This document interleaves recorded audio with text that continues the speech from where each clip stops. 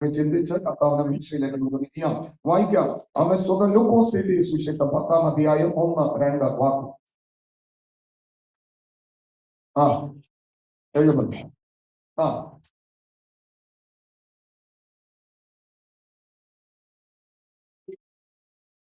ആ ഉം ഉം ഉം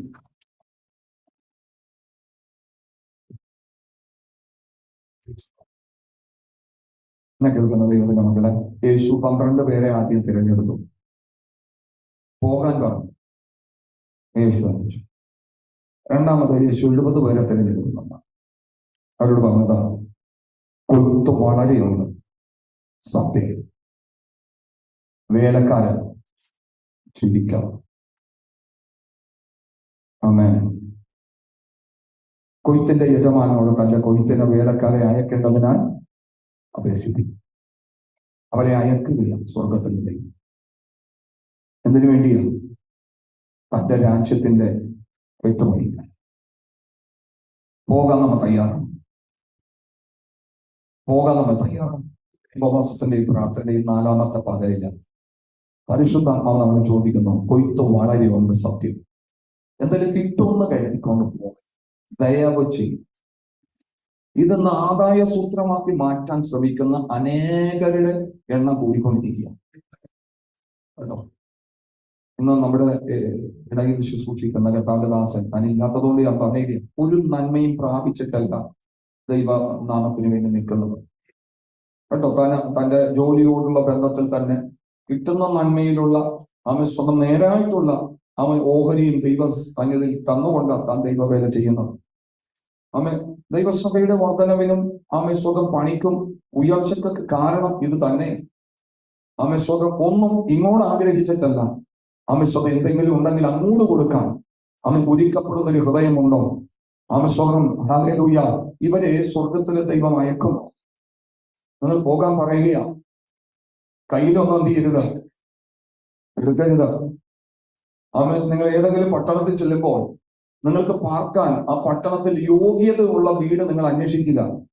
അവിടെ പാർത്തോ, ബാക്കി കാര്യങ്ങൾ ഞാൻ ചെയ്തേക്കാം. ഇത്രയും ഉറപ്പ് പോലെ പ്രിയ മക്കളെ, നീ പട്ടിണി കിടക്കത്തില്ല, ഞാൻ ഗ്യാരണ്ടി. ആമേൻ. പട്ടിണി കിടക്കത്തില്ല.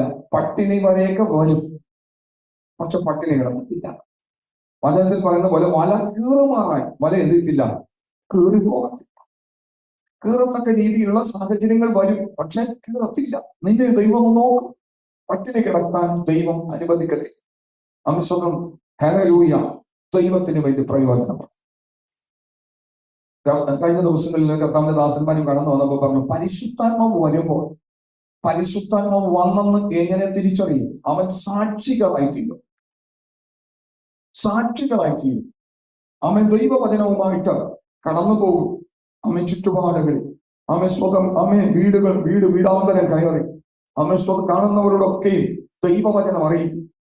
ഇന്ന് നമ്മുടെ പരിപാടി എന്താണെന്നറിയാമോ? ദൈവത്തെ ആരാധിക്കുന്നവര് ആവശ്യങ്ങൾ ചോദിച്ചു മേടിച്ചുകൊണ്ടിരിക്കുകയാണ്. വീട്ടിലിരുന്ന്, പുറത്തെവിടെ പോകത്തില്ല, വീട്ടിലിരുന്ന് കർത്താവേ ഒരു വീട് തന്നെ, നല്ല കാറ് തന്നെ, ഇനി കാറിനപ്പുറമായിട്ട് ഏക്കറൊക്കെ സ്ഥലം തന്നെ, അംശം അതിനപ്പുറമായിട്ട് വിശാലത തന്നെ. ദൈവത്തിന് എന്താ ലാഭം? എടാ, നിനക്ക് മാത്രമല്ലേ ലാഭമുള്ളൂ. അംശോത്രം ഒരു പാലമിട്ട് അങ്ങും എന്ത് ചെയ്യണം? കടക്കണ്ടേ? ദൈവത്തിന് ലാഭം വേണ്ടേ? യേശുവിന് ലാഭം വേണ്ടേ? നിന്നെ വേർതിരിച്ചത് നിമിത്തം കർത്താവിന് എന്താ ലാഭം? നിനക്ക് ലാഭമുണ്ട്. ചോദിക്കുന്നതെല്ലാം തന്നുകൊണ്ടിരിക്കുക. ചില കുഞ്ഞുങ്ങളൊക്കെ ഉണ്ട്, അപ്പം മാതാപിതാക്കൾ വളർത്തി വലുതാക്കി അവർക്ക് പാരമ്പര്യമായിട്ട് കിടക്കുന്ന സ്ഥലവും വസ്തുവും വീടും ഒക്കെ ഉണ്ടാവും. ഈ പിള്ളേര് പണിക്കും പോകത്തില്ല, ജോലിക്കും പോകത്തില്ല, ഒന്നിനും പോകത്തില്ല. ഇവൻ പ്രായമായി, ഇവൻ കല്യാണം കഴിച്ചു കഴിഞ്ഞപ്പോ പറയുന്നത് ഈ വീടും പറമ്പും അവന്റെ പേരിൽ എന്ത് ചെയ്യണം? ഇന്ന് ഏറെക്കുറെയൊക്കെ നടക്കുന്ന സംഭവമല്ലേ? ഇവനൊന്നും ഉണ്ടാക്കത്തില്ല. 10ന്റെ പൈസയുടെ അധ്വാനം കൊണ്ട് ഇവനൊന്നും കൂട്ടിച്ചേർക്കുന്നില്ല. അപ്പനും അമ്മയും ഉണ്ടാക്കി വെച്ചിരിക്കുന്നവരെ പൂർവികരായിട്ട് ഉണ്ടാക്കി വെച്ചിരിക്കുന്നവരൊന്ന് ഓഹരി കൊടുക്കണം, അല്ലെങ്കിൽ അത് അവന്റെ പേരിലേക്ക് എഴുതി കൊടുക്കണം. ഇതാണ് നിങ്ങൾക്ക് ഇഷ്ടപ്പെടും. ന്യായമാണോ? നമ്മൾ കർത്താവിൽ നിന്ന് വാങ്ങിച്ചുകൊണ്ടിരിക്കുന്നത് ഇങ്ങനെയല്ലേ? പലതും അങ്ങോട്ട് കൊടുക്കുന്നുണ്ടോ? ദൈവത്തിന് വേണ്ടി എന്തെങ്കിലും പ്രയോജനം ഉണ്ടോ? ഇങ്ങോട്ട് ചോദിച്ചു മേടിക്കുന്നതല്ലേ? എടാ, നാശകരമായ കുഴിയിൽ നിന്ന് കുഴഞ്ഞ ചേറ്റിൽ നിന്നു നിന്നെ വിളിച്ചു വേർതിരിച്ചു നിനക്ക് വേണ്ടി സ്വന്തം പ്രാണൻ വെച്ച് തന്ന യേശുവിന് വേണ്ടി നീ എന്താ ചെയ്യുന്നത്? യേശു അത് പോകുവേ.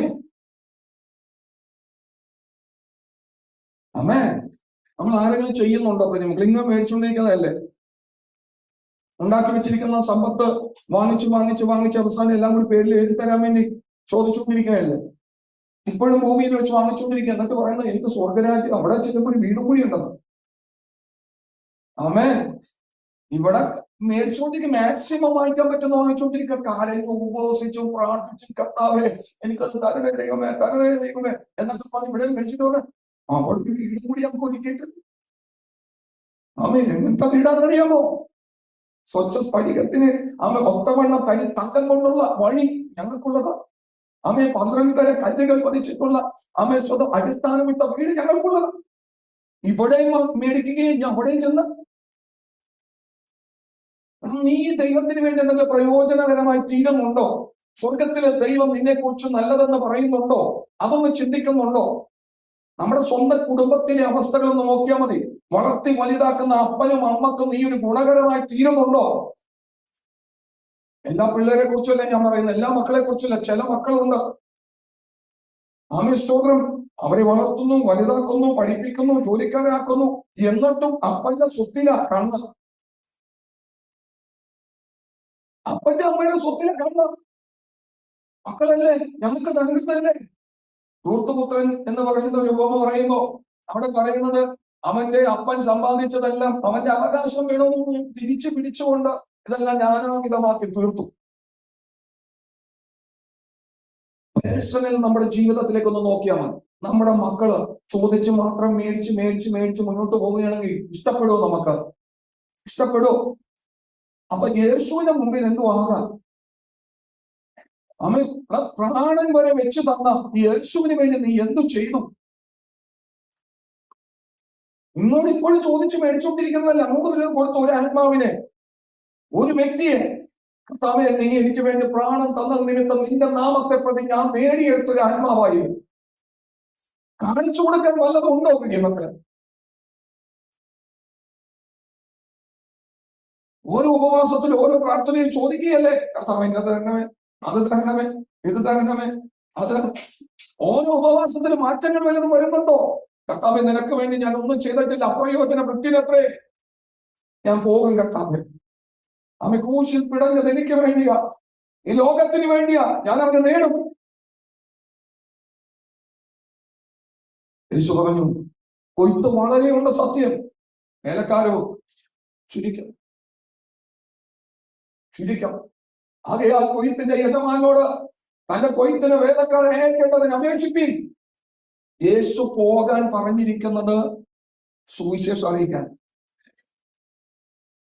പോകാൻ പറഞ്ഞിരിക്കും. പക്ഷെ യേശുവിന്റെ ഏറ്റവും വലിയ സ്നേഹത്തിന്റെ അനുഭവം എന്താ അറിയാമോ? വരാൻ പറഞ്ഞിരിക്കുന്നത്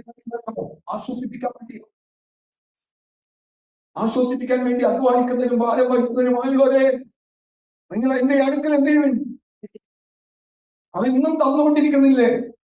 പക്ഷെ അവൻ പോകാൻ പറയുന്ന ഒരു കാര്യമുണ്ട്. എന്തിനു വേണ്ടിയാ? സുവിശേഷം അറിയിക്കാൻ വേണ്ടിയാ. പോകുന്നുണ്ടോ? വിശ്വാസം തരുന്നുണ്ട്, സമാധാനം തരുന്നുണ്ട്, സന്തോഷം തരുന്നുണ്ട്, നന്മ തരുന്നുണ്ട്, കുടുംബം തരുന്നുണ്ട്, വാഹനം തരുന്നുണ്ട്, യാത്രയ്ക്കുള്ള നന്മ തരുന്നുണ്ട്, ആഹാരത്തിനുള്ള വക, വസ്ത്രത്തിനുള്ള വക, എല്ലാം അവൻ തന്നുകൊണ്ടിരിക്കുക. അവന് വേണ്ടി എന്തെല്ലാം ലാഭമായി തീർന്നിരിക്കുന്നത്? ഇതെല്ലാം തരുന്ന യജമാനൻ എന്താ ലാഭം? ഇഷ്ടം മാത്രമല്ലേ ഉള്ളൂ. എന്നെ കൊണ്ട്, നിങ്ങളെ കൊണ്ട് ഒന്ന് തിരിഞ്ഞു നോക്കാമോ? ഒന്ന് പകലിലൊന്ന് തിരിഞ്ഞു നോക്കാമോ? ആമേൻ. ഈ മാർക്കോസിന്റെ സുവിശേഷം 16-ാം അധ്യായത്തിന്റെ 15 മുതലുള്ള വാക്യങ്ങളും, ആമേൻ സ്തോത്രം, മത്തായി സുവിശേഷം 10-ാം അധ്യായത്തിന്റെ 1 മുതലുള്ള വാക്യങ്ങളും നമ്മൾ വായിക്കുമ്പോ അവിടെ എല്ലാം ഈ ശിഷ്യന്മാരെ അയക്കുകയാ കർത്താവ്. ആമേൻ. ഈ ശിഷ്യന്മാരെ അയക്കുകയാണ്, നിങ്ങൾ പോകുക, പുറപ്പെടുക. ആമേൻ സ്തോത്രം, ഹല്ലേലൂയ. പിന്നെ അവൻ അവരോട് എന്താ പറയുന്നത്? പോകണം. നമ്മളെന്ത് ചെയ്യത്തില്ല? കാലിന് പിടിച്ചാ പോകത്തില്ല. ഇവിടെ ഇരുന്നുകൊണ്ട് മാക്സിമം ഫലിപ്പിക്കാൻ പറ്റുന്ന എന്ത് ചെയ്യും? പിടിച്ചെടുത്തോളം പിടിച്ച് മേടിക്കുക മാക്സിമം ഇവിടെ ഇരുന്നുകൊണ്ടോ. കർത്താവ് പറഞ്ഞു ഏതാ പോകണം, കുഞ്ഞെ നീ ഒന്ന് കൊടുക്കും. നമ്മുടെ മക്കളെല്ലാം പഠിപ്പിച്ചു പോലെ അത് വളർത്തി വലുതാക്കിയിട്ട് വീട്ടിൽ തന്നെ ഇങ്ങനെ ഇരിക്കുക. അപ്പനും അമ്മയും കൊണ്ടുവന്ന് കൊടുക്കുന്ന എന്ത് ചെയ്യും? തിന്നും. ഇഷ്ടം തോന്നും, കൊച്ചു കഴിക്കട്ടെ, കൊച്ചു കഴിക്കട്ടെ. കൊച്ചിന് 10 വയസ്സ് എത്രയും 28ആയി 30 കൊച്ചു കഴിക്കട്ടെ പറയോ? പറയോ ആരെങ്കിലും? ഈ കൊടുക്കുന്ന അപ്പം തന്നെ തിരിഞ്ഞിട്ട് പറയും കുറെ ദിവസം ഇവിടെ ഇരുന്ന്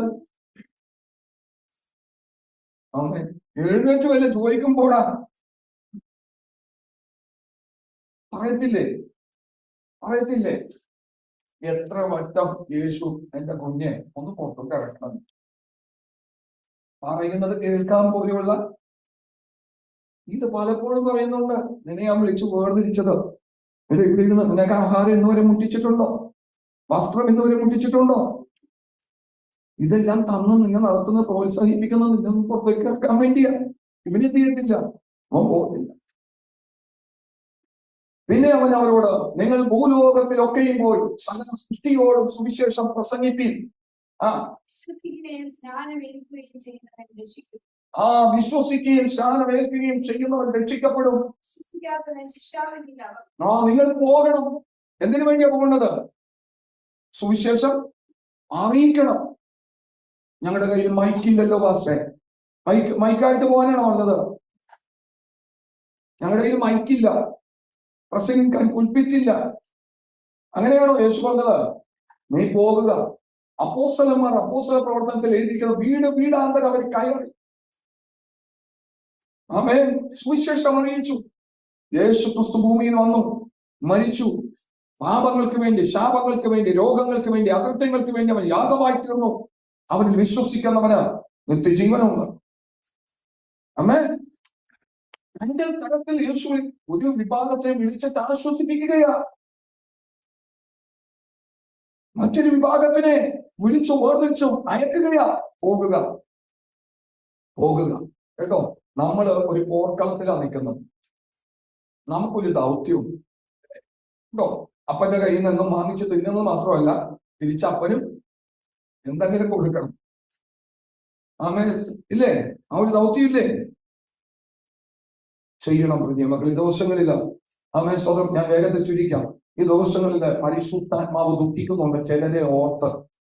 ഇവിടെ ആഹാരമൊക്കെ കഴിച്ച് ആമേൻ സ്വതം ഇങ്ങനെ ഒരു സ്ഥലത്ത് തന്നെ ഇരുന്ന് പിന്നെയും ചോദിച്ചുകൊണ്ടിരിക്കുക, കർത്താവേ എനിക്ക് ഇത് പോലെ കർത്താവ് കുറച്ചുകൂടി വിശാലത വേണം. ആമേൻ സ്തോത്രം. അത് ദൈവം എനിക്ക് തരണമേ കർത്താവേ. ഈ ഉപവാസത്തിന്റെ മെയിൻ ഘടകങ്ങൾ നോക്കേ, നമ്മുടെ മുമ്പിൽ ഒരുപാട് വിഷയങ്ങളുണ്ട്. ഇതെല്ലാം അത് കിട്ടിയില്ലെങ്കിൽ വഴക്കാ ദൈവത്തോട് വഴക്കാ. അങ്ങനെയെങ്കിൽ ദൈവം എത്ര വട്ടം നമ്മളോട് വഴക്കിടണം? മല നമ്മോട് കൊടുത്തിട്ടാണോ? ഒരു വ്യക്തിയോടെങ്കിലും ഒരാണ്ടില് ഒരു ആത്മാവിനെ നേടാൻ നിനക്ക് കഴിയോ? ക്രിസ്തുവിൽ ഒരുത്തനെ ആമേ ഉളവാക്കിയെടുക്കാൻ കഴിയോ? നിനക്ക് വേണ്ടി ചെയ്തു തന്ന ഉപകാരങ്ങളും ലിസ്റ്റ് എടുത്ത ഒരു വർഷത്തിൽ നിന്ന് നോക്ക. നീ ദൈവത്തിന് വേണ്ടി എന്ത് ചെയ്തു? ഒരാത്മാവിനെ, നശിച്ചു പോകുന്ന ഒരുത്തനെ നേടിയെടുത്തോ?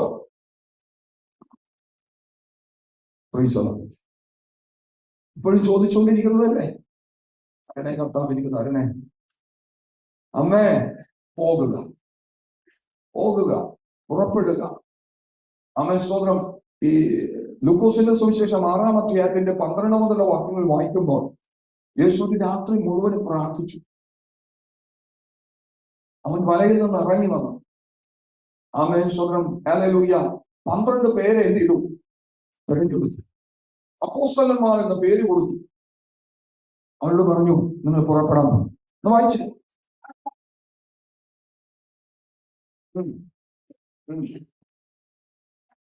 ആ ആ ആ ആ ആരൊക്കെയാണെന്നറിയോ? വായിച്ചു കേട്ടോ. ആ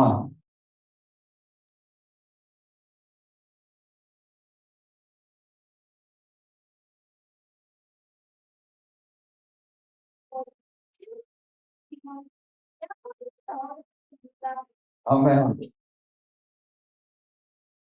പ്രൈസ് ദി ലോർഡ്. കഴിഞ്ഞ സമയം നമ്മുടെ ജോയ് പാസ്റ്റർ ഉണ്ടായിരുന്നല്ലോ. അപ്പൊ അദ്ദേഹം മൂന്നാഴ്ചകൊണ്ടിരിക്കുമ്പോൾ ഒരു ബൈബിൾ കോളേജ് തുടങ്ങിയിട്ടുണ്ടല്ലോ. അപ്പോ ഒരു മിക്കതും പ്രായമുള്ള ആളുകളാണ് അവിടെ കൂടി വരുന്നത്, ഈ പഠിക്കാൻ വരുന്നത്. ഒരു 40 വയസ്സിന് മേപ്പോട്ട് 82 വയസ്സ് വരെയുള്ള ആളുകൾ കഴിഞ്ഞ ബാച്ചിൽ ഉണ്ടായിരുന്നു പറഞ്ഞു. അപ്പൊ വിശേഷന്മാരുടെ പേര് പറഞ്ഞ കൂട്ടത്തില് അൽഫാമിന്റെ മകനായിരിക്കുന്ന മത്താൻ. അപ്പൊ അത് പറഞ്ഞിട്ട് ചിരിക്കുക. കാരണം പ്രായമുണ്ട്. അപ്പൊ ഇതിന്റെയൊക്കെ മുമ്പിൽ ഇന്ന് ഈ അൽഫാമും മറ്റു കാര്യങ്ങളൊക്കെ വന്നുകൊണ്ടിരിക്കുന്നത്. അപ്പൊ അതുകൊണ്ട് ഓരോ വാക്യങ്ങൾ പറയുമ്പോ ഓരോ പദങ്ങൾ ഒന്ന് സൂക്ഷിച്ചൊന്ന് വായിക്കണം കേട്ടോ. എങ്ങനെയാണ്, എന്താണ് അവൻ അൽഫായുടെ മകനായിരിക്കുന്ന ഞാനത് വിടുകയാണ്. ഇസ്കറിയത്ത യൂദ എന്നിവർ തന്നെ താഴെ നിന്നു.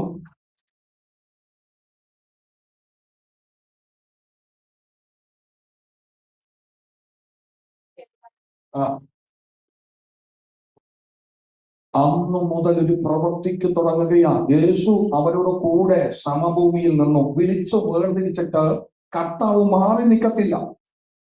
അതിനുവേണ്ടി വാക്യം കൊടുത്തത്. സ്വതം വിളിച്ചു വേർതിരിച്ചവനോട് കൂടെ യേശു വരും. അവൻ വിളിച്ചു വേർതിരിച്ചിട്ട് ഒരു കസേരയിൽ ഇരിക്കുന്നവനല്ല. അവരെ വിളിച്ചു വേർതിരിച്ചിട്ട് അവൻ സമഭൂമിയിലേക്ക് അവരെ പോലെ തന്നെ ഇറങ്ങി നിന്നു. കേട്ടോ പ്രിയമക്കളെ, സ്വതം നീ പോകുന്നിടത്ത് യേശു എന്നോട് കൂടെ ഉണ്ടാകും. നീ പോകാൻ സന്നദ്ധനായാൽ മാത്രം മതി.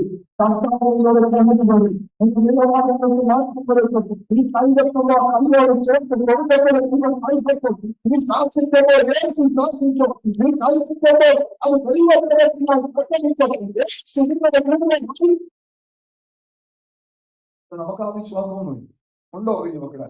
പോകോ ഈ ദിവസങ്ങളില്? പോകോ? പോകണം. നമ്മളിപ്പോ ചെറായില് ഒരു പ്രവർത്തനം നടത്തുന്നുണ്ട് എല്ലാ ബുധനാഴ്ചകളിൽ. അത് പോരെ. ചുറ്റുപാട് വീട്ടിന്റെ അകത്തിരുന്ന് പ്രാർത്ഥിക്കണം. കർത്താവേ, അമസ്വത എന്റെ ചുറ്റുപാടുകളിൽ ആരെങ്കിലും തളർന്ന് ക്ഷീണിച്ചും കിടക്കുന്നുണ്ടോ? മാനസികമായി മുറിവേറ്റ് കിടക്കുന്നുണ്ടോ? ആരെങ്കിലും ഭാരപ്പെട്ടിരിക്കുന്നുണ്ടോ? ചെല്ലണം പ്രിയമക്കളാ വീട്ടില്. വെറുതെ എന്തൊക്കെയുണ്ട് വിശേഷം? സന്തോഷമായിരിക്കുന്നു. ഒരു 5 മിനിറ്റ് സംസാരിക്കുമ്പോ ആ വീട്ടിനകത്തെ വിഷയങ്ങൾ ദൈവാത്മാവ് നിനക്ക് നൽകിത്തരും. പറഞ്ഞാൽ മതി. പലരും മാനസികമായിട്ട് ഉടഞ്ഞിരിക്കുക ഈ കാലഘട്ടത്തില്. അഭിമാനികളാ പലരും. ആരും പുറത്തൊന്നും പറയുന്നില്ല. പണ്ടത്തെ കാലത്ത് അഭിമാനമില്ലായിരുന്നു. എല്ലാം പറയും. വീട്ടിലൊരു മണി അരിയില്ലെങ്കിൽ അമിശ്വതം വിടും, ചുറ്റുപാടുകളിൽ വിടും. അപ്പുറത്തെ വീട്ടിൽ ചെന്ന ശാന്ത ചേച്ചിന്റെ അടുത്തുനിന്ന് ഒരു നാഴി അരി തരുമെന്ന് ചോദിക്കാം. റേഷൻ വാങ്ങിക്കുമ്പോ തിരിച്ചു തരാം. തിരിച്ചു തരാം. അവിടെ ചെന്ന് ചോദിക്കും, അയ്യോ മോനെ അരിയില്ലല്ലോ, തീർന്നു പോയല്ലോ. അടുത്ത വീട്ടിൽ ചെല്ലും. അമ്മ പറഞ്ഞു ഒരു നാഴി അരി തരാൻ പറഞ്ഞു. അല്ലെങ്കിൽ രാവിലെ തന്നെ നോക്കുമ്പോ എന്തില്ല, പഞ്ചസാരയില്ല. നേരെ ഓടിക്കുകയാ, അപ്പുറത്തെ വീട്ടിലേക്ക് ചെല്ലുകയാ. സ്വതം ഒരു ഗ്ലാസ് അല്ലെങ്കിൽ ഒരു കുറച്ച് പഞ്ചസാര തരും. അടുത്ത സമയം വായിക്കുമ്പോ എന്ത് ചെയ്യാം? അഭിമാനം ഒന്നും ഉണ്ടായിരുന്നില്ല. എങ്ങനെയെങ്കിലും കാര്യം കഴിയാൻ മതിയായിരുന്നു. ഇന്ന് നമ്മളെല്ലാം അഭിമാനികളാണ്. ആരെങ്കിലും പോകുന്നുണ്ട് അങ്ങനെ? വളരെ റേറാണ്. പണ്ടത്തെ കാലത്ത് അങ്ങനെയല്ല. സ്നേഹം ഉണ്ടായിരുന്നു കുഞ്ഞുമക്കളെ. അഭിമാനമൊക്കെല്ലാം മാറ്റി വെക്കുമായിരുന്നു. എല്ലാം ഉള്ളു തുറന്നൊക്കെ സംസാരിക്കുമായിരുന്നു. ഇല്ലാത്തത് പോലെ പറയുമായിരുന്നു, കൊടുക്കുമായിരുന്നു, അതൊന്നും വാങ്ങിക്കുമായിരുന്നു. എത്ര സ്നേഹമായിരുന്നു. ഇന്നത് പൊലിഞ്ഞു പോയില്ലേ? ഇന്നത് കുറഞ്ഞു പോയില്ലേ? ഇന്നും ആരും അറിയത്തില്ല. കുറച്ച് ദിവസങ്ങൾ കഴിയുമ്പോൾ കേൾക്കും അവിടെ എന്തൊരു ആത്മഹത്യ നടന്നു. പത്രത്തിൽ വരുന്നത്, പോലീസുകാരെ അന്വേഷിക്കുമ്പോൾ കിട്ടുന്നത് അടുത്ത ബാധ്യതകളല്ല ആയിരുന്നു, കടബാധ്യതയായിരുന്നു. അയ്യോ, തൊട്ടടുത്ത ആളുകൾക്ക് പോലും അറിയത്തില്ല. അയ്യോ, ഞങ്ങൾക്കൊന്നും അറിയത്തില്ലായിരുന്നു. നല്ലപോലെ പോയിക്കൊണ്ടിരുന്ന ഒരു കുടുംബമാണ്. ഇത്ര പ്രശ്നങ്ങളുണ്ടെന്ന് ഇപ്പോഴാണ് അറിയുന്നത്. പണ്ട് അങ്ങനെയല്ല, പരസ്യമായിരുന്നു. ആ വീട്ടിലൊന്നും ഇല്ലട്ടോ, ആ കുഞ്ഞുങ്ങള് ആഹാരം കഴിച്ചിട്ടില്ലട്ടോ, അടപ്പ് പുകയുന്നത് കണ്ടിട്ടില്ലട്ടോ. എത്ര വട്ടം ഞങ്ങളുടെയൊക്കെ ചെറുപ്രായത്തിൽ പ്രിയമക്കളെ അടുത്ത വീട്ടുകാരെ ശ്രദ്ധിക്കും. അടപ്പ് പുകയുന്നുണ്ടോ ഇല്ലയെന്ന് വിളിച്ചു ചോദിക്കും. ലില്ലി, എന്താ ഇന്ന് അടപ്പിലെ തീയൊന്നും കണ്ടില്ലല്ലോ? എനിക്കറിയാൻ പറ്റും. ആ സമയത്ത് അടുത്ത വീട്ടുകാര് ഹിന്ദു ബാക്ക്ഗ്രൗണ്ടിൽപ്പെട്ട ഒരു കുടുംബമാണ്. ഈ തുണി ചട്ടയും കൊണ്ട് കൊടുക്കുന്ന ഒരു അമ്മച്ചിയ. അമ്മസ്വതം ബ്ലൗസും മുണ്ട്. ഈ മുണ്ടിന്റെ അമ്മസ്വതം അരികില് കുറച്ച് തുണി ഇങ്ങനെ ഇട്ടിട്ടുണ്ട്, നീട്ടിയിട്ടുണ്ട്. ഇതിനകത്ത് അരി ഇങ്ങനെ ഇട്ടിട്ട് വീട്ടിലേക്ക് കൊണ്ടുവന്നിട്ട് പൊട്ടി വെച്ചിട്ട് ഇത് പറയും വേഗത്തില്ല ഭാര്യ എടുത്ത് കുഞ്ഞുങ്ങൾക്ക് വേവിച്ചു കൊടുക്കും. അമ്മേ ആരെങ്കിലും ചെയ്യോ പറ്റിയൊക്കെ? അന്ന് സമ്പന്ന കാലമൊന്നുമല്ല, എല്ലാവരും ഒരുമാതിരി മീഡിയത്തിൽ പോവുക, പലരും ദാരിദ്ര്യത്തിലുമാണ്. പക്ഷെ ചെയ്യാൻ മനസ്സുണ്ടായിരുന്നു. ഒന്ന് നമ്മുടെയൊക്കെ ഫ്രിഡ്ജൊക്കെ തുറന്നു കഴിഞ്ഞാൽ ഇഷ്ടം പോലെ ഉണ്ട് കഴിക്കാൻ. ഒടുക്കത്തില്ല അടുത്ത വീട്ടിൽ. പ്രത്യേകിച്ച് പ്രാർത്ഥനക്കാരിലൊക്കെ ഒരു പ്രത്യേക ശൈലി വന്നിരിക്കുകയാണ്. പ്രാർത്ഥിക്കാത്തവര് പ്രാർത്ഥിക്കാത്തത് ദൈവം നടത്താൻ ചിന്തിക്കരുത്. നിനക്ക് തരുന്ന ദൈവത്തിന്റെ കരമാണ്. ഇല്ലാത്തവന് കൊടുക്കണം കേട്ടോ, ഇല്ലാത്തവന് കൊടുക്കണം. അടുത്ത വീട്ടില് ആഹാരമില്ല, അടുത്ത വീട്ടില് അവര് ഭക്ഷണം വെച്ചിട്ടില്ല എന്ന് നിനക്ക് തോന്നുകയാണെങ്കിൽ ആ കുഞ്ഞിന്റെ മുഖം വാടിയിരിക്കുന്നത് കണ്ടാൽ അമിഷ്ടം ഉള്ളത് കൊണ്ട് കൊടുക്കണം.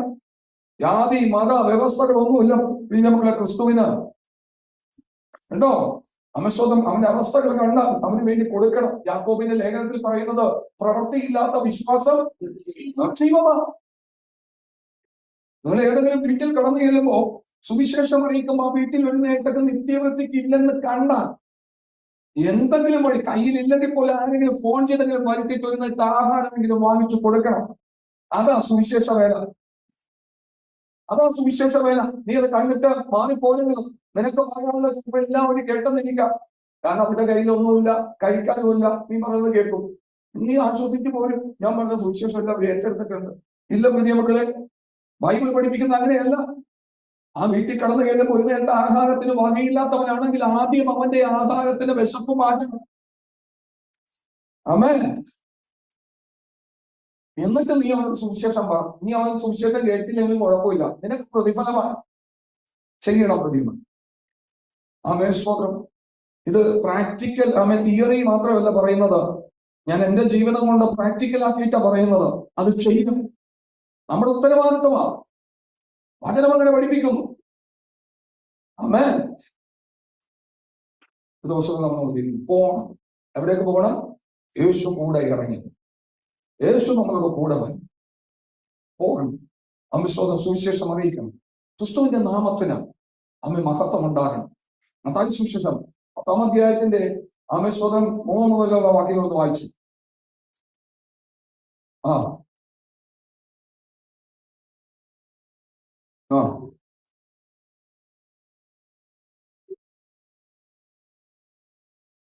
ആ ആ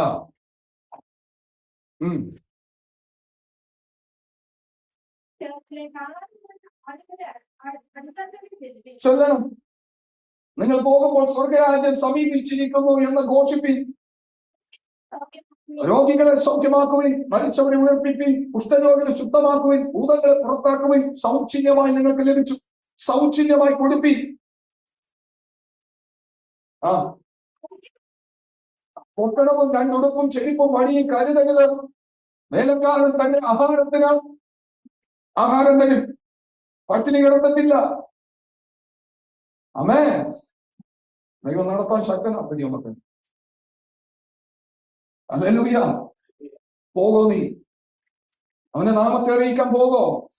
ക്രൂശിൽ പിടയുന്ന മുഖം എപ്പോഴെങ്കിലും ഒന്ന് കാണാൻ കഴിയുന്നുണ്ടോ? എനിക്കും നിങ്ങൾക്കും വേണ്ടി തകർക്കപ്പെട്ടത് എന്തിനാ? ദൈവരാജ്യത്തിന്റെ കെട്ടുപണിക്ക. നമ്മൾ ക്രിസ്തുവിന്റെ പത്രങ്ങള് നമ്മളെ വായിക്കണം, വായിച്ചു ജനം മനസ്സിലാക്കണം. ദിവസമല്ല കേട്ടോ. സ്വതം ഒരാത്മാവിനെ 2024 തീരുന്നതിന് മുമ്പ് ഒരാത്മാവിനെ എനിക്ക് നേടിയെടുത്തു. നശിച്ചു പോകുന്ന ഒരാത്മാവിനെ, അവൻ എവിടെയെങ്കിലും ഏത് ചർച്ചിൽ പോകുന്നു നമ്മുടെ മുമ്പിൽ ഒരു വിഷയം കേട്ടോ.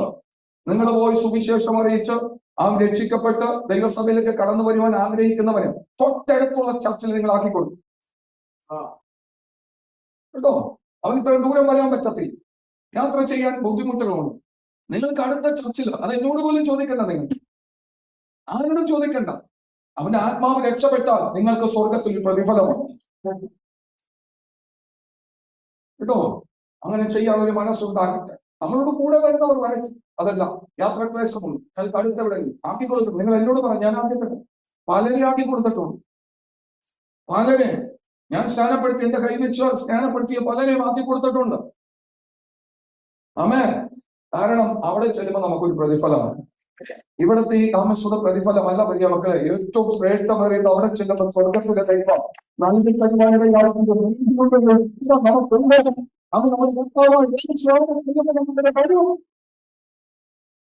നല്ല ഈ ദിവസങ്ങളിൽ അങ്ങനെ കൊയ്ത്ത് വളരെയുണ്ട്. സത്യം വിലക്കാർ. ഇതിന്റെ 9-ാം വാക്യം കൂടി വായിച്ച് 9-ാം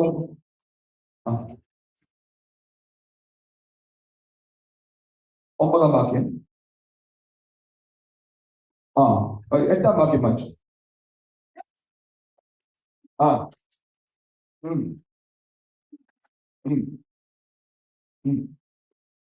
സൗജന്യമായി നിങ്ങൾക്ക് ലഭിച്ചു. ഇന്ന് പലരെയും കാണാൻ വേണ്ടി സ്വതം മുൻകൂട്ടി എന്ത് ചെയ്യണം? പണം കൊടുത്ത് രജിസ്റ്റർ ചെയ്തിട്ട് കാണണം. ഈ വചനമാണോ പ്രിയ മക്കളെ? നീ ആര്? യേശു പോലും പണം കൊടുത്ത് രജിസ്റ്റർ ചെയ്തിട്ടാണോ കണ്ടിരിക്കുന്നത്? യേശുവിനെ കാണാൻ രജിസ്ട്രേഷൻ ഉണ്ടായിരുന്നോ? അപ്പോസ്തലന്മാരെ കാണാൻ രജിസ്ട്രേഷൻ ഉണ്ടായിരുന്നോ? രജിസ്ട്രേഷൻ വെച്ച് പണം വാങ്ങുന്നുണ്ടെങ്കിൽ അത് ദൈവികമായ നിയമമല്ല, ദൈവികമായ വചനമല്ല. അതിന് മറിഞ്ഞിരിക്കണം. മക്കളെ,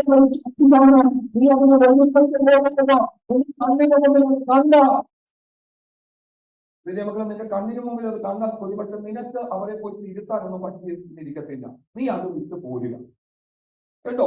അവരെ ഒന്നും തിരുത്താനും ചിലപ്പോൾ നിനക്ക് പറ്റത്തില്ല. അമ്മ സ്തോത്രം, ഹല്ലേലൂയ. അനീതി ചെയ്യുന്നവൻ ഇനിയും അഴുക്കാടുന്നവൻ ഇനിയും വിശുദ്ധൻ തന്നെ നീതിമാൻ. ഇതാണ് വചനം. അപ്പൊ നമുക്ക് എന്നിട്ട് ഒറ്റ ദിവസം കൊണ്ട് അവരെയൊക്കെ ഒന്ന് നന്നാക്കി എടുക്കാൻ പറ്റുമെന്ന് ചിലപ്പോൾ നടക്കത്തില്ല. പക്ഷെ നിനക്ക് നന്നാണ്. നല്ലതേത് തീയതേതെന്ന് മനസ്സിലാക്കുന്ന നിനക്ക് നല്ല ഭാഗത്തേക്ക് എന്ത് ചെയ്യാം? മാറി നിൽക്കാം. അതാ ചെയ്യേണ്ടത്. ബുദ്ധിയുള്ള മനുഷ്യൻ ചെയ്യേണ്ടത് അതാ. അവൻ സൂത്രം, ഹല്ലേലൂയ. സൗജന്യമായി നിങ്ങൾക്ക് ലഭിച്ചു, സൗജന്യമായി കൊടുപ്പിൻ. പണം വാങ്ങിച്ച് രജിസ്ട്രേഷൻ നടത്തിയിട്ട് യേശുവിന്റെ നാമത്തിന് അപമാനം ഉണ്ടാക്കരുത്. അത് ദൈവം പറഞ്ഞിരിക്കുന്ന ചട്ടമല്ല, നിയമവിരുദ്ധമാണ്, വചന വ്യവസ്ഥയിൽ പെടാത്തതാണ്. മറ്റു വിഭാഗങ്ങളിലുള്ള ആളുകൾ കരുതും ഇതെന്ത് ദൈവമായത്. പ്രൈസലോ. യേശു അങ്ങനെയല്ലോ. യേശുവിന്റെ നാമത്തിന് അപവാദം ഉണ്ടാക്കരുത്. അതിനുവേണ്ടി ഒരു വഴിയും നമ്മളായിട്ട് വെച്ചു കൊടുക്കരുത്. നമ്മുടെ അറിവിലുള്ള ആളുകളിൽ അങ്ങനെയുള്ള ഒരു വഴിയിലേക്ക് സഞ്ചരിക്കണം. ബുദ്ധി ഉപദേശിച്ചേക്കണം.